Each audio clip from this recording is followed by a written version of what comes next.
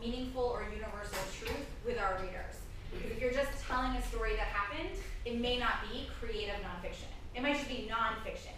But the creative part, the use of language and theme and characterization, that's what makes it creative nonfiction. So at the end of this project, that is what you are going to do.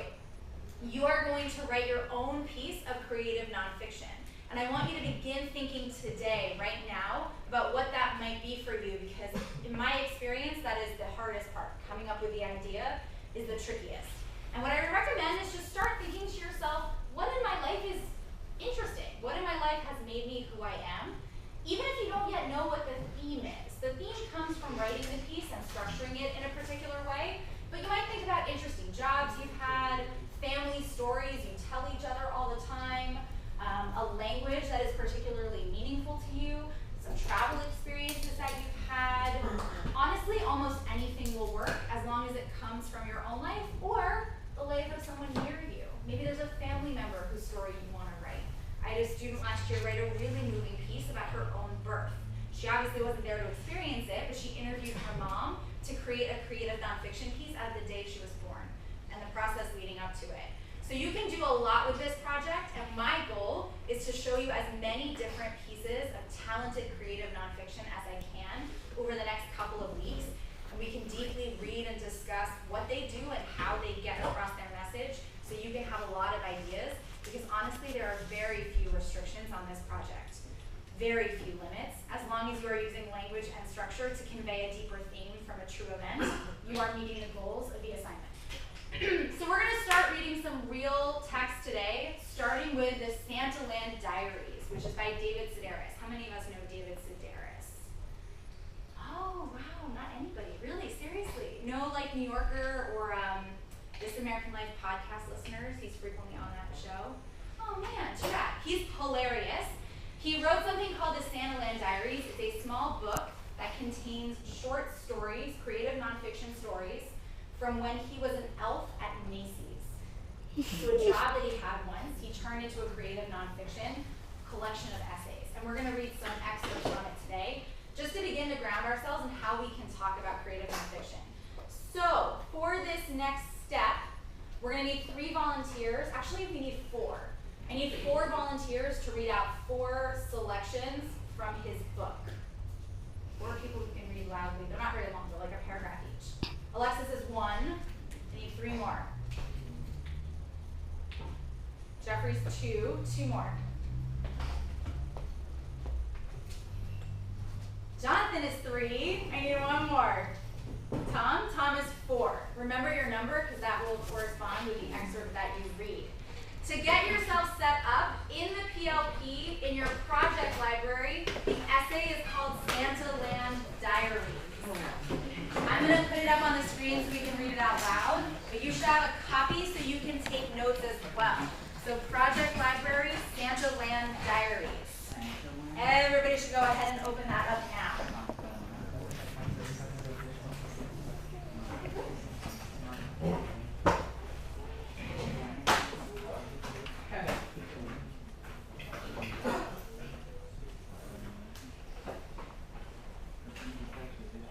That should be the only thing that you have open. We're going to do a lot on the computer today, so I'm trusting you to keep one tab as your focus at a time. I'm going to put it up here as well so we can look at it.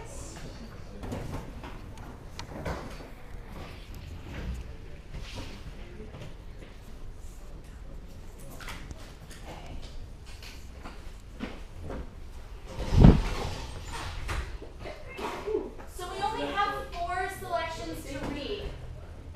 For the first selection, I think Alexis is person number 1. He will read it out loud, and as you listen to him reading it, I want you to ask yourself, how would I define or describe the person telling this story?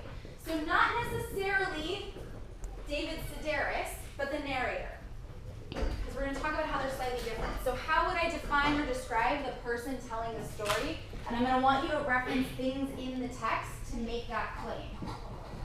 So Christian, make sure Santaland Diaries and the project library is open. Everybody should have it. Beautiful. Okay, Alexis, read section 1 as loudly and clearly as you can. I would green velvet knickers, a forest green velvet smock, and a perky little hat decorated with spangles. This is my work uniform. I've spent the last several days sitting in a crowded, windowless Macy's classroom, undergoing the first phases of elf training. You can be an entrance elf, a water cooler elf, a bridge elf, train elf, maze elf, island elf, magic window elf, usher elf, cash register elf, or exit elf. We were given a demonstration of various positions in action, acted out by returning elves who were so onstage and goofy that it made me a little sick to my stomach. I don't know what I could look anyone in the eye and exclaim, "Oh my goodness, I think I see Santa," or can you close your eyes and make a very special Christmas wish? Everything these elves say seems to have an exclamation point on the end of it. It makes one's mouth hurt to speak with such forced merriment. It embarrasses me to hear people talk this way. I think I'll be a low-key sort of elf. Okay, awesome. With your partner, start to define who this narrator is. How would you describe him? And make sure you're referencing the text to prove your point. You have a minute and a half to discuss. Go.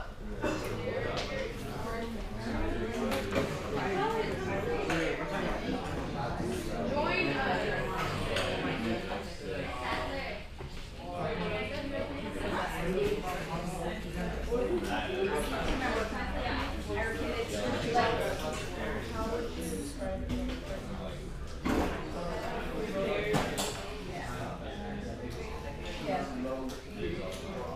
I love seeing some partners already taking notes on what they're talking about.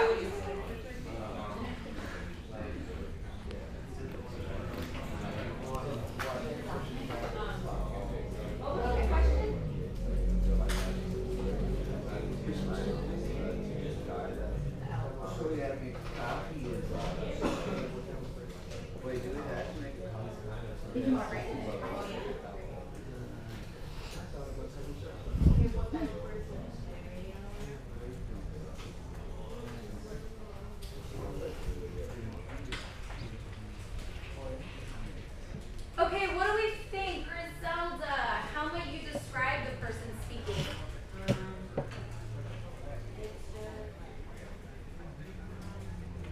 Well, he is plain. Is that what you said? Plain? Can you tell me what you mean by that? Well, not plain.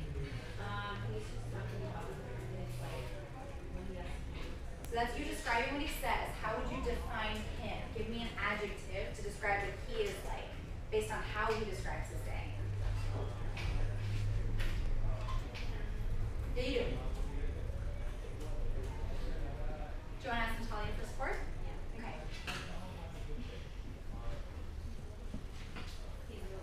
Okay, so you're quoting the text now. Make an inference. When he says, "I'm going to be a low-key sort of elf," what inference can we make? Not opened? Say more. Like he wants to like not be like those elves. So he wants to be like whatever. Okay, so what kind of a person is he if that's what he wants? Can you come up with a word? Shy might work. Okay. How can we build on that? Quinn. Reserved. How can we add on that? We're not quite getting there yet. There's a lot more going on in this excerpt than shy and reserved. What else? Ksenia? I feel like he's kind of like annoyed and like a pessimist person.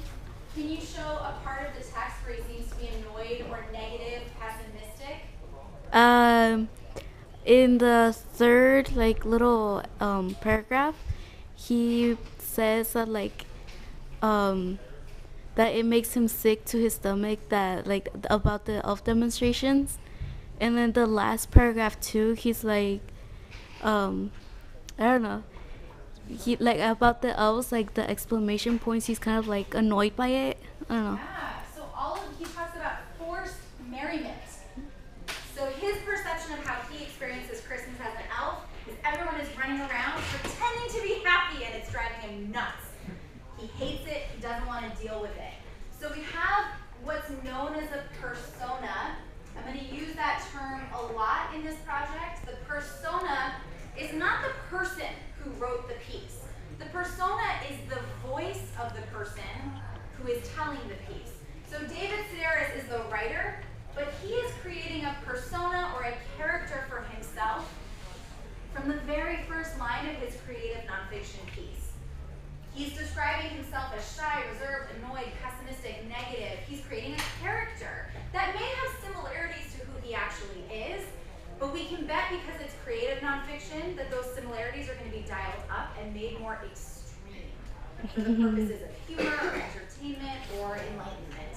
So I want you to pay attention to his persona and how he starts to develop it over the other excerpts as well. Do we see anything else that he might be intentionally doing other than creating a negative persona at the start of this piece? Is there anything else interesting in how he's telling this story? For example, what's going on in this first one? I wear green velvet knickers, a forest green velvet smock, a perky little hat decorated with spangles. This is my work uniform. What's happening in that sentence? Tom, what do you think? I guess it's not like a observant than specifically. Sure, I think we can say more than that though. Quinn, how do you know he's mocking the job? So we're trying to get at his tone.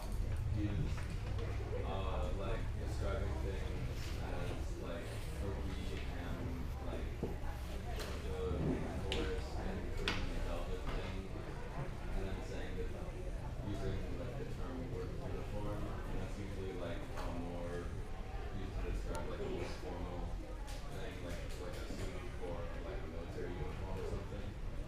Yeah, so I'm just going to put a name to what you just described. We talked about this a bit in our satire project, but when people reverse expectations, when situations are not what you expect them to be, so situational irony, we don't expect him to say that his work uniform is all of these silly little inane things. He's setting us up for a laugh. I'm wearing this adorable little outfit, and this is my work uniform. We expect work uniforms not to have pretty little hats decorated, or to be green or have knickers. So he's already setting up a mocking tone and a tone that is ironic, a tone that reverses what you expect. Okay, so we've got an initial sense of tone and an initial sense of the persona telling the story. Let's keep an eye on how he deepens that tone or persona in excerpt 2. Who's my second reader? All right, so excerpt 2, let's see what's changing. I want you to have in mind how might the persona or the tone deepen and become more obvious in excerpt 2. 22,000 people came to see Santa's Slade, and not all of them were well behaved. Today I witnessed fistfights and vomiting and magnificent tantrums. The back hallway was jammed with people. There was a line for Santa and a line for the woman's bathroom. And one woman, after asking me 1,000 questions already, asked, "Which is the line for the woman's bathroom?" And I shouted that I thought it was the line with all the woman in it. And she said, "I'm going to have you fired." I had 2 people say that to me today. "I'm going to have you fired." Go ahead, be my guest. I'm wearing a green velvet costume. It doesn't get any worse than this. Who do these people think they are? I'm going to have you fired, and I want to lean over and say, I'm going to have you killed. Excellent. With your partner, has his tone or persona become more clear to you? If so, which aspects of the text make them more clear to you? Go.